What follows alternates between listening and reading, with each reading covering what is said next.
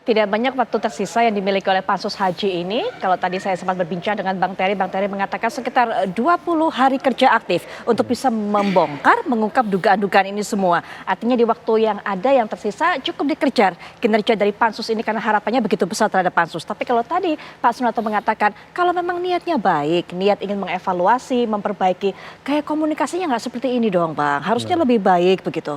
Ya, itu juga pertanyaan saya pada saat kebetulan kami-kami yang di pansus itu kan mayoritas walaupun tidak komisi 8, ya saya kan komisinya urusan hukum nih, komisi 3. Tapi kita terlibat menjadi tim pengawas haji. Jadi memang kalau dikatakan komunikasinya tidak baik, saya nih yang orang luar namanya kan komisi 3 ngelihat komisi 8. Kayaknya emang komunikasinya nggak bagus dari dulu lah. Setelah saya tanyakan tuh, wah emang 4 tahun Pak modelnya begini nih saudara menteri nih ya. Dan tadi juga saya minta diklarifikasi juga. Waktu kami di Mekah, kami sudah sampaikan tim pengawas ini kan kerja ya. Itu semuanya, kelembagaan gimana, layanan gimana. Semua kita sudah kasih temuan, indikasi penyimpangan dan harus dilakukan perbaikan seketika. Tapi apa yang terjadi kan? Yang diperbaiki kan nggak begitu signifikan. Kejadian lagi, itu lagi, itu lagi. Makanannya upin-ipin lagi, ya kan? Kemudian ya masalah tenda ya begitu lagi. Masalah antrian ya begitu lagi. Nah, artinya kita sudah bicara. Nah, memang komunikasinya ya saya katakan kita nggak cukup tabayun. Sudah diberikan ruang dan waktu begitu banyak bagi yang kata-kata teman-teman Komisi 8 nih. Ya.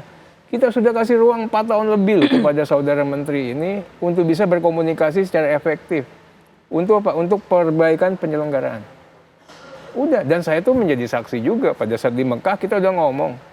Kan kalau Pak Nato ingat Pak Nato ya, ini kan saya bilang, ini kok gayanya begini sih. Teman-teman kementerian lagi DPR lagi ngomong nih, gayanya begini. Nggak pernah kejadian. Makan pun beda ini Pak Nato. Ya yang sebelah sana teman-teman menteri, DPR sebelah sini. Ini saya sampai bercanda. Ini ada apa nih kalian ya? Ributnya ribut dalam kali saya bilang. Wah enggak Bang dan sebagainya.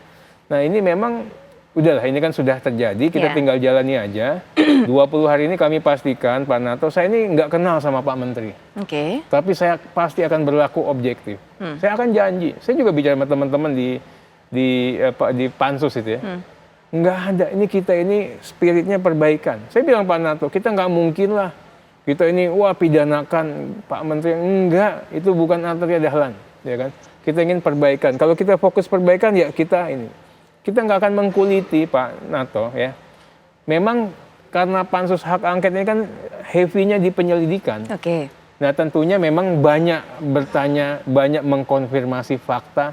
Dan karena kita sudah tahu faktanya, ya bukan merasa dibohongi ya. Kalau orang jawabannya nggak sesuai dengan faktanya, kadang-kadang teman-teman agak emosi, agak ini ya. Itu aja sebenarnya, itu manusiawi juga. Tapi kembali lagi, di sini kita akan lakukan perbaikan. Watawasau bil haq, watawasau bis sabr. Nggak ada yang lain. Ini semua saudara. Malu juga loh, Gus Menteri keluarga kita ya. Masa kita semua berantem ya. Kalau bisa dikoreksi dengan baik-baik, kita akan koreksi baik-baik.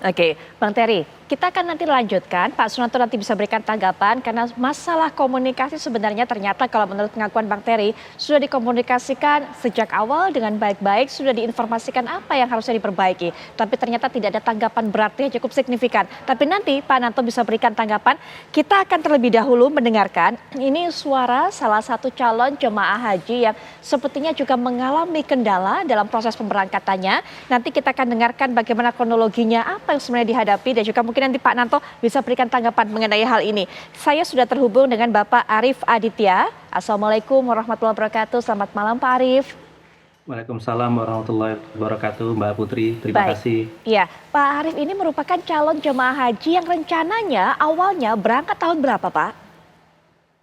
Awalnya itu 2021 kalau menurut informasi dari Siskohat. Kemudian kami cek kembali di tahun 2022, kami disampaikan 2026. Ya, kemudian cek sampai 2023 bulan Juni masih 2026. Baik, Pak Arief mohon maaf Pak Arief, saya tahan dulu. Pak Arief 2021 awalnya rencana berangkat, tapi kenapa tidak jadi berangkat?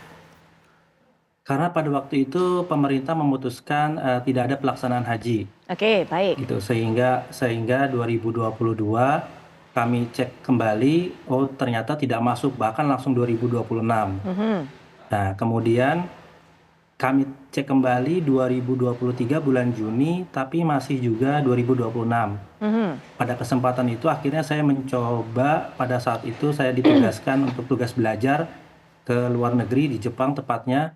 Akhirnya saya ambil.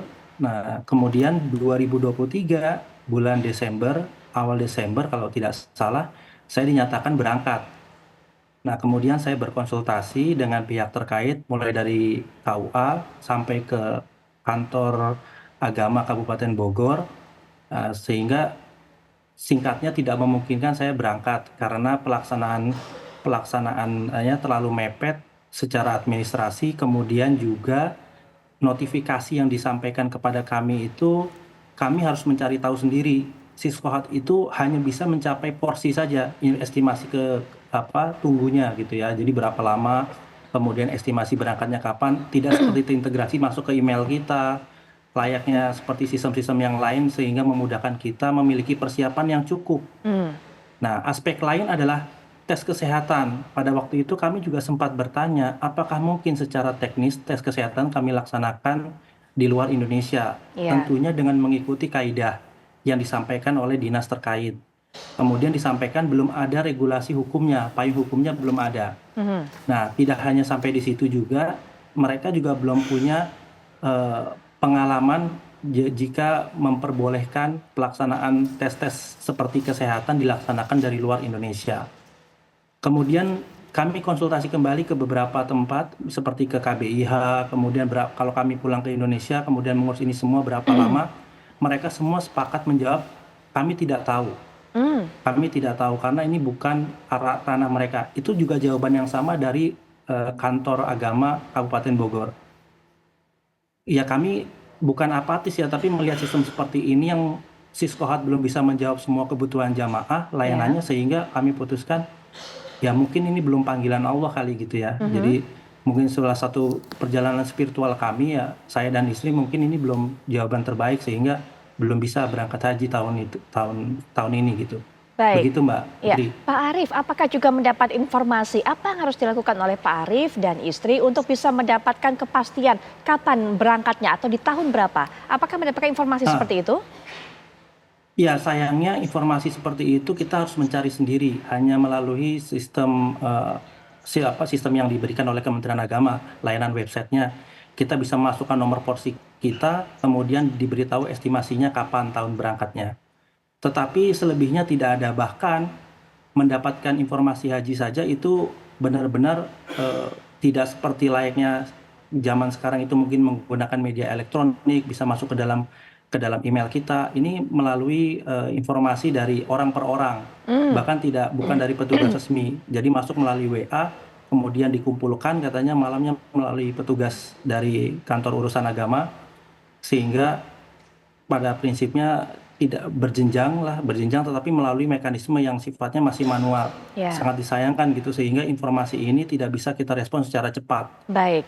Mas Arief, terima kasih sudah bergabung dan juga menceritakan apa yang dialami, apa keluhannya. Insya Allah nanti akan bisa mendapatkan tanggapan dari Pak Nanto dan juga semoga bisa memberikan jawaban yang nanti bisa ditindaklanjuti oleh Mas Arief tentunya. Terima kasih sudah bergabung. Nanti setelah Terima jeda, kasih. Pak Nanto bisa berikan tanggapan dari apa kasus yang dihadapi ataupun dialami oleh Mas Arief. Kemudian juga nanti yang ditanggapi juga apa yang disampaikan oleh Bang Terry.